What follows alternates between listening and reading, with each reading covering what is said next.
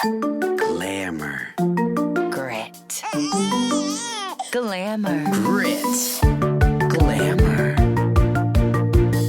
Grit. The other day, I had a friend tell me she took her son to her annual well child visit, and she was like, they really need to keep doing this for adults, too. I mean, she knows she can, right? It's just a normal physical from her doctor. Yes, that's what I said. She just never thought of it being the same for adults, I guess. Working out, eating right, playing sports, or staying active, that's all great, but it's so important to get your yearly physical, even if you're not in school. And having a regular primary care physician is important because they know you, your history, what they can work for you, all of it. And luckily, if you're in the DFW area like we are, Texas Health has more than 100 practices here, so you can find your own physician. Yep. Just go to thpg.org to find the closest one to you. And get a physical. Even if you're older than 11. Hello, hello, hello. Hello, hello, hello. Hello, babies. Welcome to the Glamour and Grit.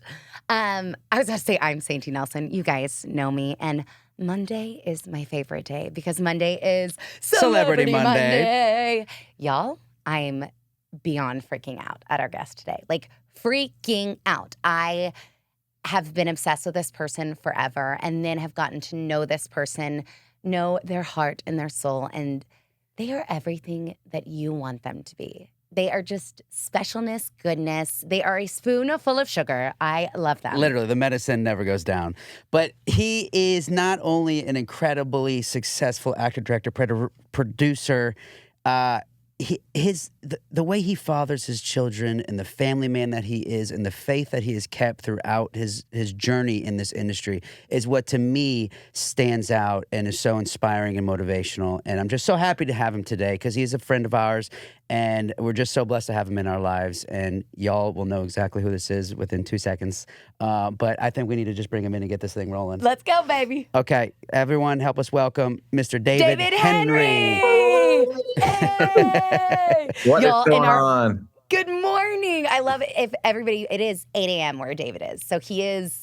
We're good. I'm he's ready. A godsend. My kids wake up when the sun comes up, so I'm on rooster mode. So no problem at all. No problem at all. Yeah, we're baking like 2.5 hours into the day already, aren't we? 100%. This is coffee too. We're ready to rock. We're ready to rock. I was just gonna say I'm on my second cup, so I am feeling them. And now, for those of you who have maybe been living under a rock for a while, I'm going to read you just a little bit about this man, what he's accomplished in his career. And I like to do it in front of the actor, make things really awkward for them because you need to be reminded how amazing you are. And you are truly terrific, my friend.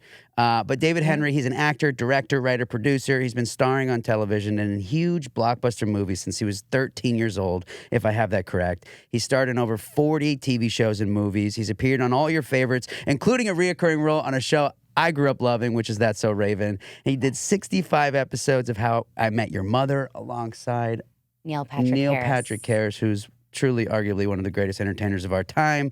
But perhaps you know him from Grown Ups 2 alongside Adam Sandler or Paul Blart Mall Cop 2 alongside Kevin James. And if that's not impressive enough, he's recognized all over the world for his leading role in the Disney Channel smash hit Wizards of Waverly Place, where he starred alongside Selena Gomez for, I don't know, well over 100 episodes. And this is truly one of the funniest, most charismatic men in Hollywood. And we are so grateful to have you here today, man. Just had to put that out there. You guys are amazing. That was wonderful. Thank you. I appreciate. Oh my gosh. And I appreciate. Are your cheeks blushing now? A little red. Yes. Good. Well, my main thing, I mean, as I kind of touched on in the intro, like your career is what dreams are made of, truly. But to me, the most inspiring and most impressive thing is the husband and father that you are, and the faith that you keep and have throughout this insane journey of a career. And we don't get that a lot in our industry. There's not a lot of great role models for us as young actors to look up to in terms of relationships and family, and especially faith. What do you credit that towards? I mean, how did you keep you're truly an enigma in this industry, and I'm just so curious how, I mean, was it all, your parents and, just your upbringing, or how did you do it, my friend? Well, first, I could say the same thing about both of you. What I admire about you both, you both have incredible careers, and you've been wonderful to me over the years. So I'm grateful to be here. And I could say the same thing about both of you. You're a wonderful husband and wife, parents. But to your point, yeah, it's not. Thank you. We're in an industry that, as a young person, or to any young people out there, you're obsessed with this idea of acting or directing or being an entertainer. And it's when you start doing it professionally, it is very competitive and it's very focused on self. And not even necessarily that those are bad things. That's a part of the business. It's a very it's not necessarily a team sport. It's an individually driven thing. And when you're in those highly competitive environments, things like family, faith don't get discussed, or they're certainly not held on a pedestal as the most important thing. The most important thing is, your career when you're in those professional settings. But to me, that never was what was most important to me. What was most important to me is where I knew happiness would reside, which was in family, and that would give a layer of meaning that I knew a career. I don't care how big it is, wouldn't give me the meaning that I think I was desperately wanting or looking for. And it does stem to my upbringing. I grew up in a very tight-knit family. My grandfather immigrated here from Sicily. My mom's one of 7, lots of cousins, lots of aunts and uncles. We were always together. And that gave me a sense of stability growing up, that no matter what, they were there, and there was an unconditional love that was behind it. So I think I was always motivated at an early age. Like, yes, I love this business and it's absolutely what I do, but it's not the end. It just kind of serves the bigger picture, which is my wife, my children, my family. Yeah, and thanks be to God, everyone's healthy and fine, and the family's great, and it's worked out. But yeah. That's now you see this like stereotype of child actors that, the outside kind of looks in. Did you ever feel isolated in the sense that you weren't going that route, or maybe weren't like partying a ton, or did you ever feel a little alone in the sense of, or did you just lean towards family during all of that time? Well, I think I learned by way of making mistakes. So I certainly don't have an angelic teenage and early 20s life. Like Who does? I learned by, I think, chasing things that weren't going to make me happy. And then I think through falling and through making lots of silly mistakes, I kind of hit the floor and then stood up and said, what's important in life? And in my early 20s, I just made like a conscious decision. I was like, I'm getting nowhere with how I'm living my life, and the happiness isn't there. And so I just started thinking deeper and reading more books and thinking philosophically, and went on a journey. I think every young man's got to get to that place where they go, I need to own something myself, and I need to stand on something. And I kind of made it my own. And yeah, but it was through mistakes. It was through certainly living a bit of a crazy Hollywood life. I'm grateful it happened to me at an early age. In my late teens and early 20s, I was just like grappling with a lot of different philosophies and ways of life. I'm glad it happened at an early age, and I think Hollywood expedited that, because it just gave me so much access to the coolest things that people would want. It's like right there at your fingertips. And usually people don't get to enjoy certain things until they're, mid-career in their 40s and 50s. And Hollywood just brings it all to the front door, like, very quickly. So I'm grateful for that I got to do that in my early 20s. And I was like, nope, I'm not doing this till I'm 50. Like, I need something else. And I was like, I literally am not going to date another girl until it's my wife. Like, I'm going to be so serious about this. And I was like 21, and I was like, I'm dating wrong. I've made mistakes. I've proved who I don't want to be. I've betrayed certain values that I think I hold dear. But it's amazing that you found that for yourself. Like, you didn't have like It wasn't like you got into this big rooted trouble and someone had to sit your ass down and be like, all right, it is time to change your, like you were able to discover that at a very early age. Like 21 is still very young. Yeah. I mean, I'll never forget. I met Sainty when I was 19, and I was in like the wildest mode of my life. And had I not met her, I don't think I would even maybe be here today. Like No. it was like, you know, I took the ride with you for a little bit. We we took had the wild train. we had a blast, but like we truly grew up together. And so, Totally. you know, she helped me realize things, I helped her realize things. And it was kind of this joint thing of finding ourselves, which was so neat. But you were able to kind of come to those terms on your own, which is extremely hard to do, especially at 21. Boots, built for the Western lifestyle by cowboys and cowgirls who live it every day. Their exceptional quality and unmatched attention to detail come from the heart of years of experience. You'll hear people say they don't build them like they used to.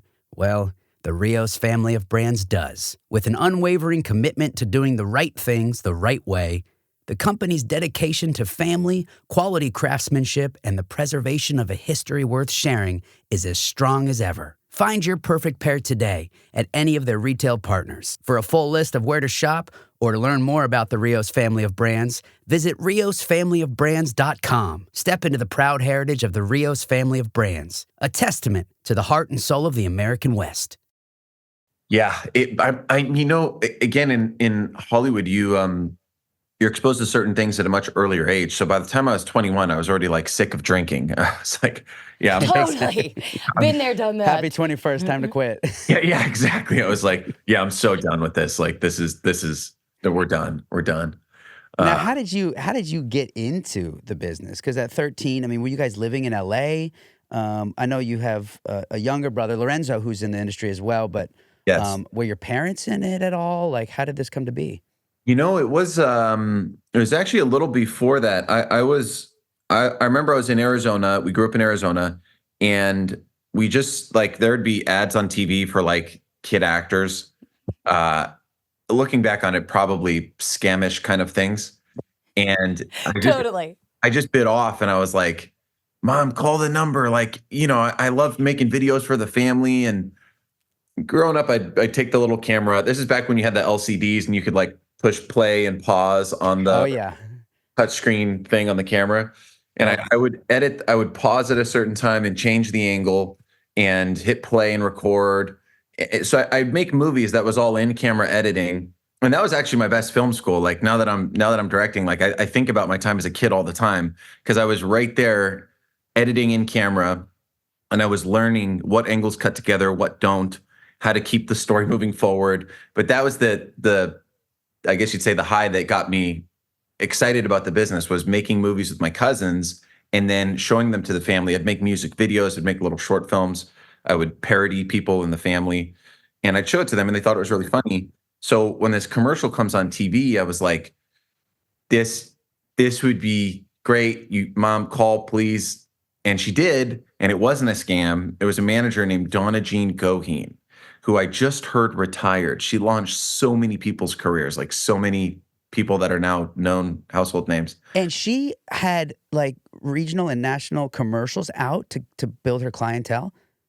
She was on like E! News for kid actors. They did like a special on her, and like that's unreal. Yeah, like apartment complex with kid actors, like, and it wasn't a scam. It was like a real thing, and like families would fly in, and you'd do webinars and seminars, and not webinars, you do seminars.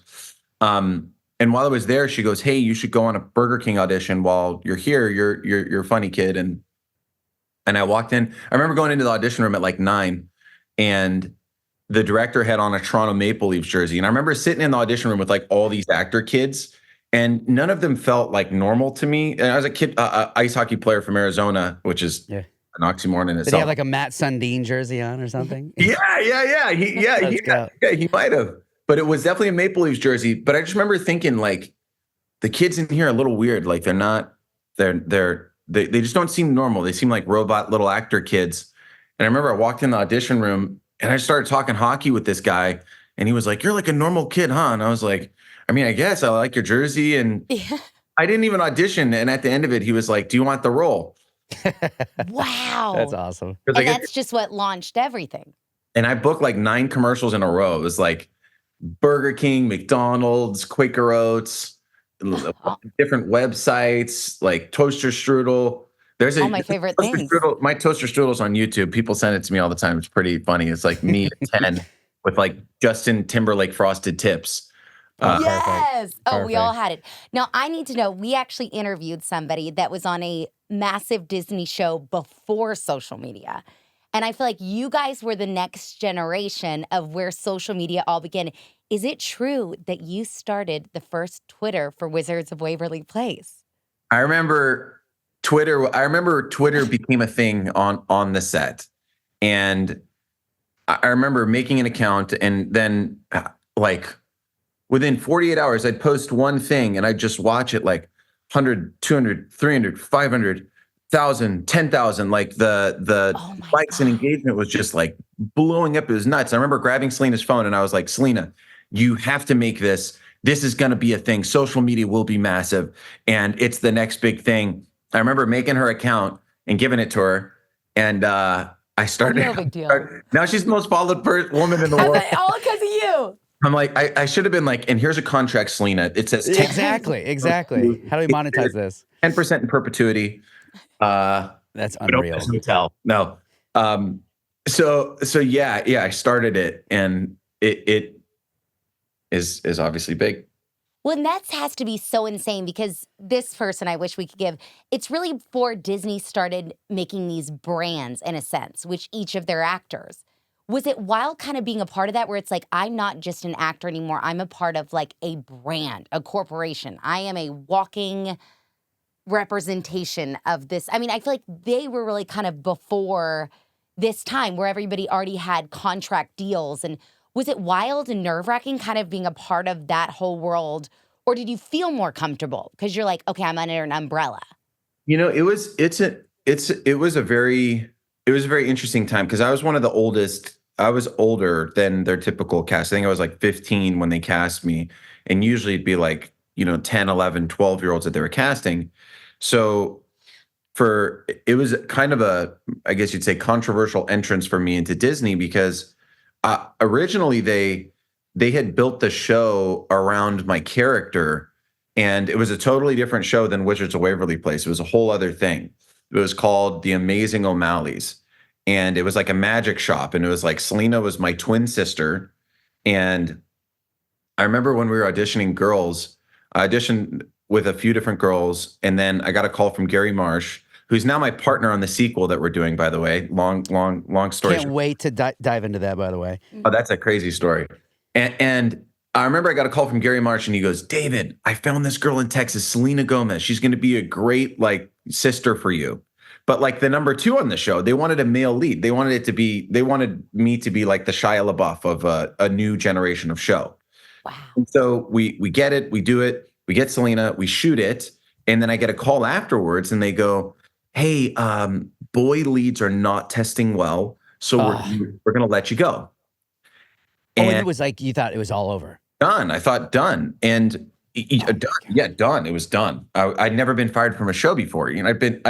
I had been series regulars on multiple network shows before this, which, pays way better. And it's just a different it's a different category. Totally. Yeah. But I was not the lead. I was like the kid in the family. And we took a chance on this Disney thing because it was like, okay, you're going to be the lead. We're making you the next Shia LaBeouf. Like that was the pitch to me. And I was like, okay. And they actually would say that, like, hey, we want, like, you're going to be the next Shia.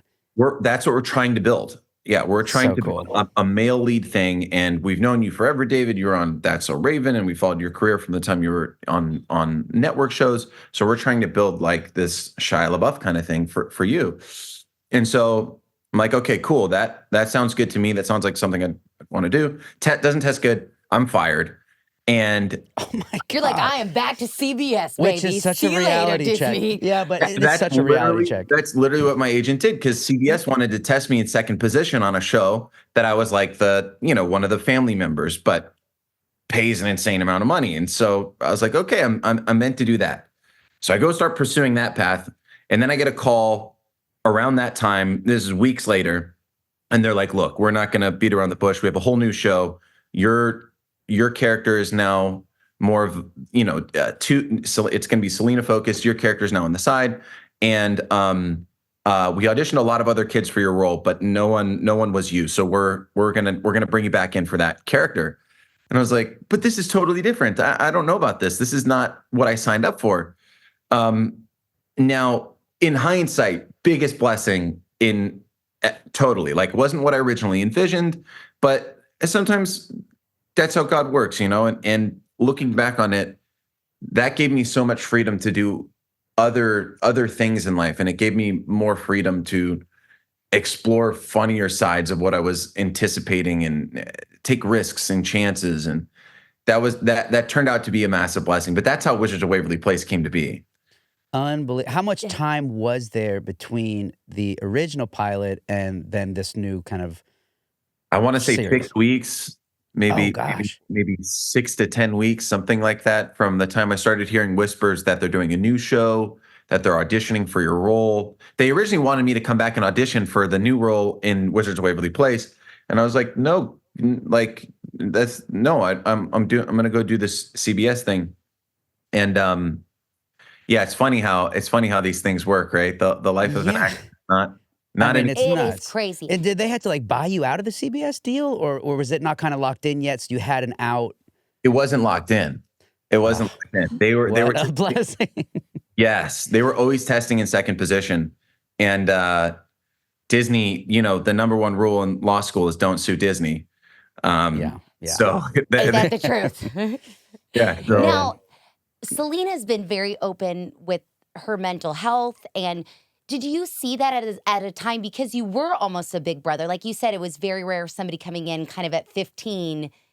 Did you see that as, I feel like all of Selena's age kind of went through that same experience? Because I feel like where Hilary Duff kind of got away from it, she was kind of before the social media time in Lizzie McGuire, where Selena and Miley Cyrus and the Demi and those, they kind of were thrown in at that time.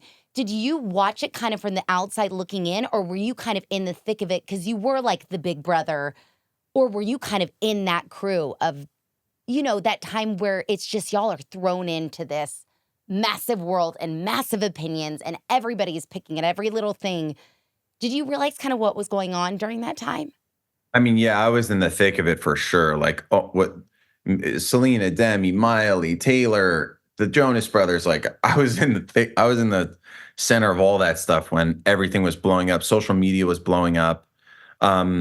Disney's really good now about recognizing the psychology of children, their development, warning signs, all that stuff. They're really aware of that now. But back in the day, they weren't aware of it.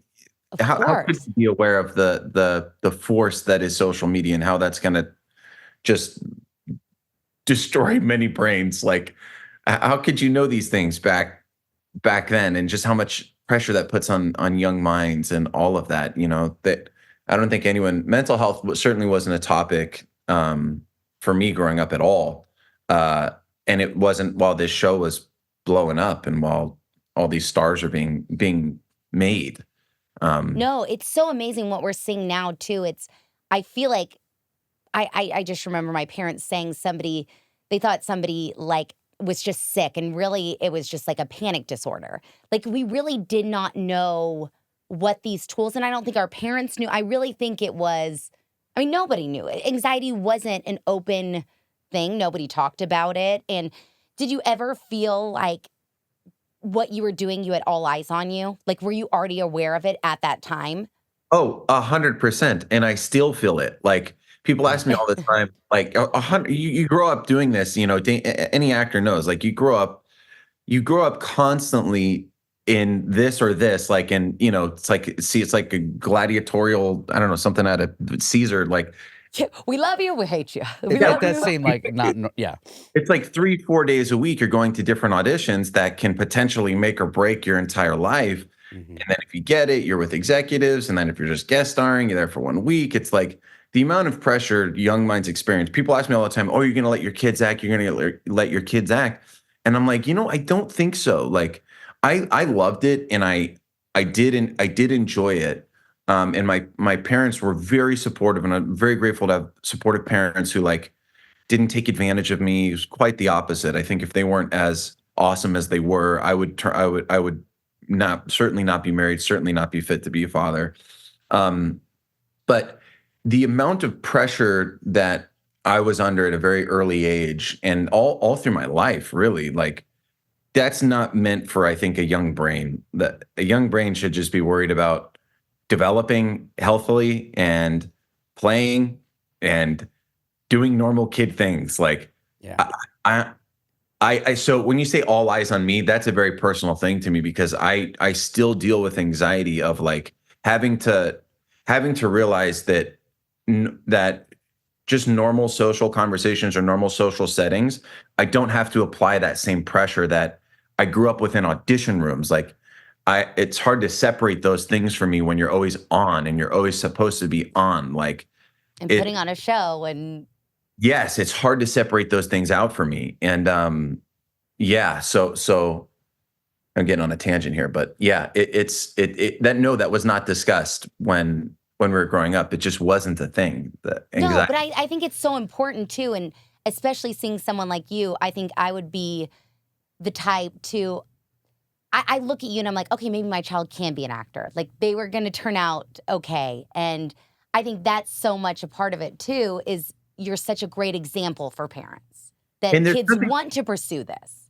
And I don't mean to be, I want to just rephrase the way I said that because I don't want to squash anyone's dreams. Like there's nothing wrong with enjoying a wonderful hobby, plays and acting and performing and all of that. Those are beautiful things. And it's a great way to activate a child's imagination and entertain. Completely. It's a beautiful thing. I'm not saying that negatively. I'm more referring to the amount of pressure that goes into a professional setting when you're really trying to do this as a young person. That's where I think a parent should exercise caution. And I'm not even necessarily saying they shouldn't do it. I'm saying exercise caution because, like, with the sequel, by the grace of God, I get to produce it, and I have a lot of say and sway over the show.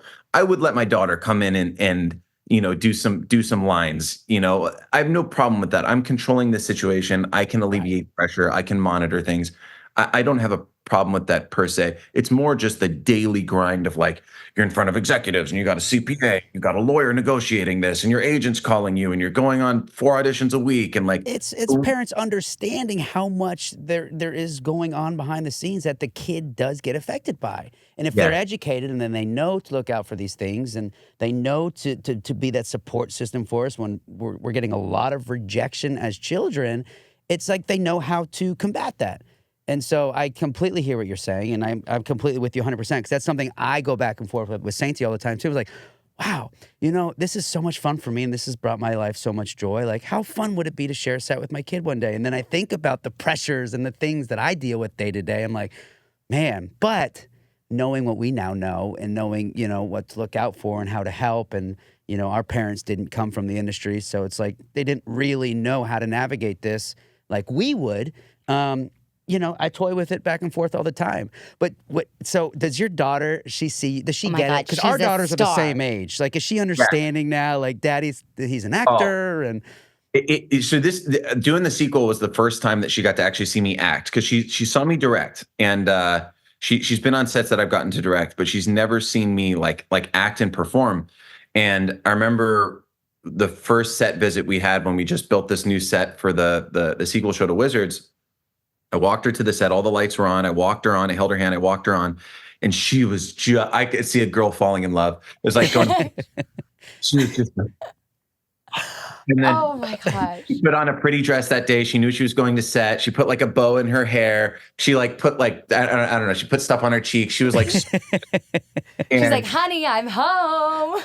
Literally, the first words out of her mouth, she goes, Papa, this is all for me? Oh my God. Of course it is, sweetie. I was like, yeah, babe. And she goes, are you, because we moved to Idaho. And she goes, are you building this for me back home in Idaho as well? And I was like, oh boy. And she goes, can I be in the show? And I was like, Sweetheart, I don't know, sweetheart. You're gonna get to watch though. Like, look, there's the audience, there's the crowd. You're gonna get to sit in the crowd and watch. Episode 2, she's on. I'm already calling it. She goes, no. I want to be in the show. I want to be in it with you. I was like, oh boy, here we go. Here we go. She's got that bubbly personality that like she wants to be in it. She wants to be on in front. Like if anyone's ever taking a picture with me, she somehow is in the picture.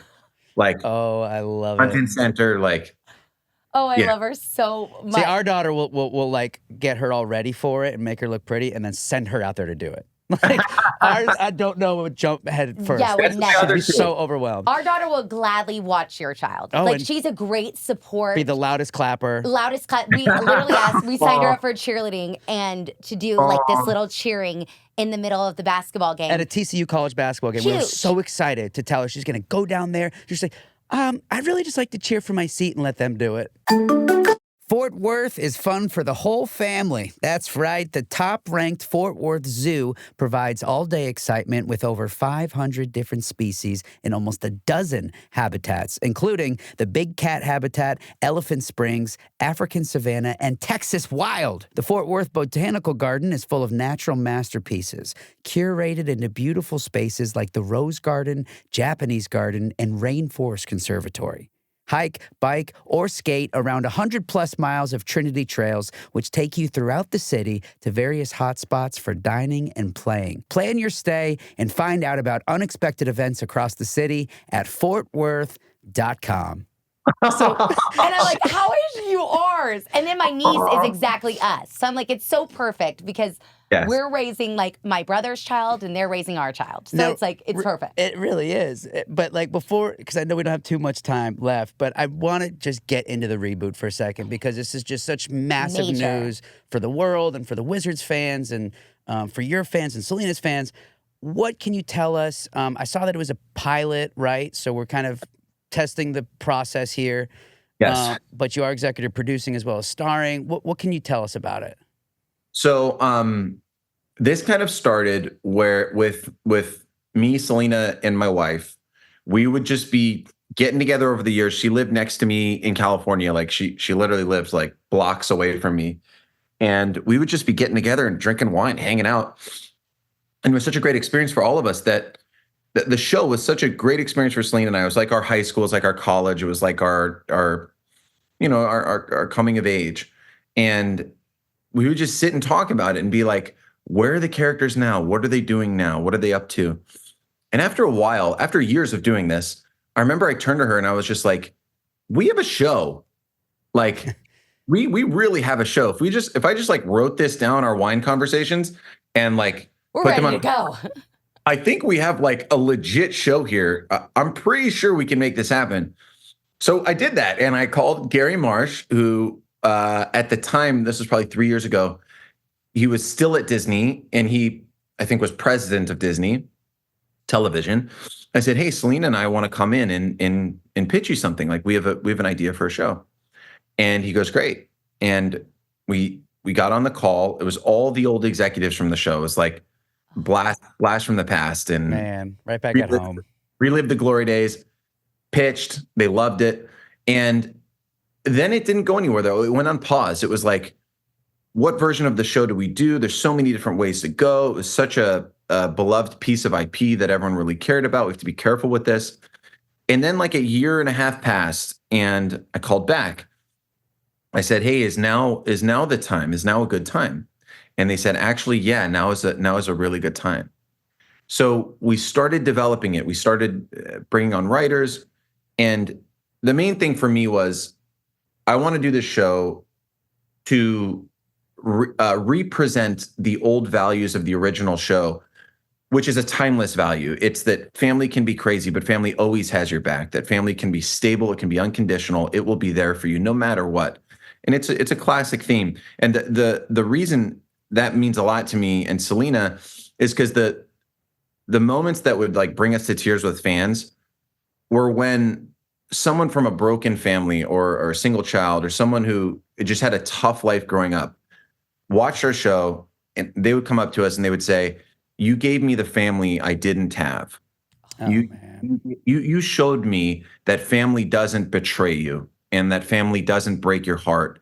That family can actually be there for you. And it made me want to have a family. Like, so many fans would come up and say, terrible home situations that'll bring you to tears. And then, like, I thought family was impossible, but I loved, you guys showed me that it was possible, and you became my family. And that, like, motivated me to no end to be like, I want to do that again in a whole new way. I want to take those classic values. I want to do it again in a whole new way. Because there's a whole nother generation of kid that doesn't know the show. You know, it's been 15 years or whatever since we ended. And there's a whole new generation of kid. And there's the original fans. So let's do something that can bring all these worlds together and represent these values to the world. So we developed this wonderful structure where you have this girl that bursts into my family's life. So my character now has a wife and kids, but there's secrets. Like, they don't seem to know about my real past. They don't know about my history. I'm keeping things from them in my mind to try to protect them. So this girl bursts in. Selena comes in and drops this wonderful girl named Janice Brown off, who's going to be a mega star, by the way. She's so talented. And she comes in like a little wrecking ball in our life and starts to uncover things about my past and expose things.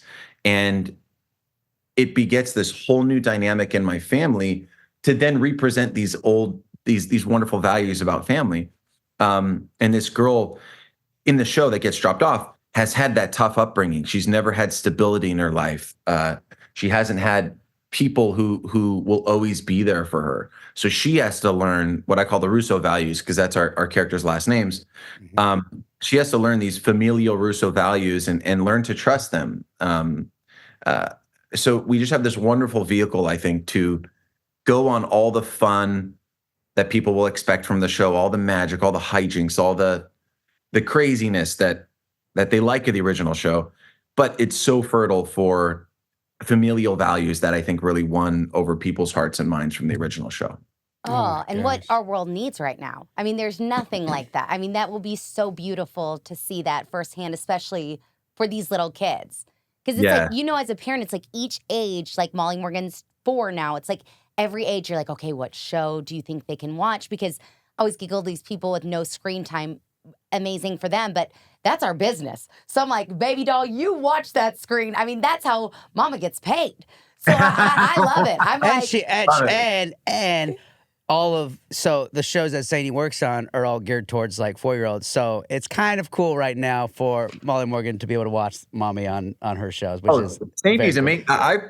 What you do with your voice is incredible. I've seen a lot of stuff on you. You're really, really talented. Like that's a whole art form in itself. That's so no, Eric always giggles. He was like, I wake up and I don't know like what character you're going to be today, or like how many times he's woken up and I'm like a minion or a snake or so many bizarre. It's all very out there characters, by the way. Very bizarre. She can't just play like a normal little girl or something like that. I never get cast as those. So I'm always like funkalicious. It's so much fun. Well, man, I can't tell you how grateful we are to have you here today. And this has been such a treat. And we are all really, really looking forward to this Wizards reboot. When do you think you'll find out? Like, or do you kind of already know what's happening with its future? Because I know they publicly haven't said it. It'll be very soon. Okay. Very soon. Man, I sure hope so. Yeah. It'll be soon. I'll reach out to you guys. Awesome. Oh my! Well, Please and do. we like to end each episode with your glamour and your grit. So glamour is something like wonderful in your life, or it could be today, like you got a great cup of coffee, and then grit. Like, what has been grit in your life? Like, is there something weighing on you, or something that somebody wasn't nice, or it can be all across the board. But we like to end with our glamour and our grit. Okay, great. Love it. I'll start with the grit and then end on the glamour. The grit is something that you pointed out earlier with the all eyes on you thing. Like with the show going again, with all that, there is an anxiety creeping back into my life that I thought I had bottled. And now that all this attention's coming and everything again, that's going to be a thing that I'll just work on. And I think, look, if I believe God allows these things to happen for a reason, so that way you can gain some virtue in life, or you can use it to as a potential superpower. Use it as a form of empathy that you see it in other people, and you can sympathize with them and understand. So that's creeping back in. That I'll have to work on that, and that's fine. These things happen, and I'll work on that. No, but it is scary. Like, I will say, I literally had this conversation flying back with Eric. I was like, Eric, like, do I need to start editing myself in the podcast? Because sometimes I like to cuss. I feel like it's my bad. I am a cusser. Like, and I think it's because I'm on kids shows, and then I'm with a 2 and a 4-year-old all day.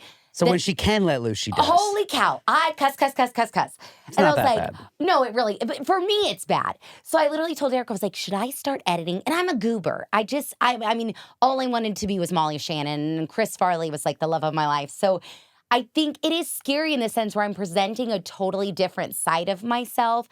And it's like allowing people to come in and judge. And I was just like, do I need to start? Like, I bet you feel like, do I need to not post as much about my family? Do I need to? It's everything starts to creep in your mind of like, what should I do? Because no matter what, you're going to get judgment on it. And that's scary. It is a whole new thing, especially when you're adding family element into it. Because I'm like, I don't care if you judge me, but now I'm giving you access to judge the whole shebang. Yes. No, everything you said, exactly right. All of those new things. And then with family on top of it, like we moved to Idaho, I fly out for work, my kids, they're healthily separated from a lot of this stuff.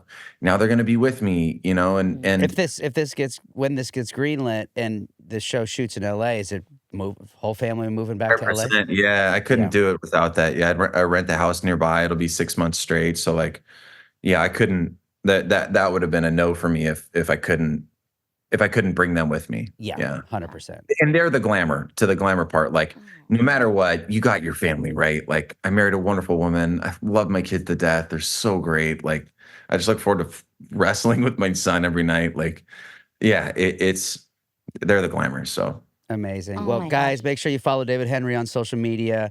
He's very active and loves to interact with his fans, as I've seen, and really appreciate you doing that for them. Again, thank you. Have an amazing shoot on whatever you're working on right now. I know you're busy. Thank you.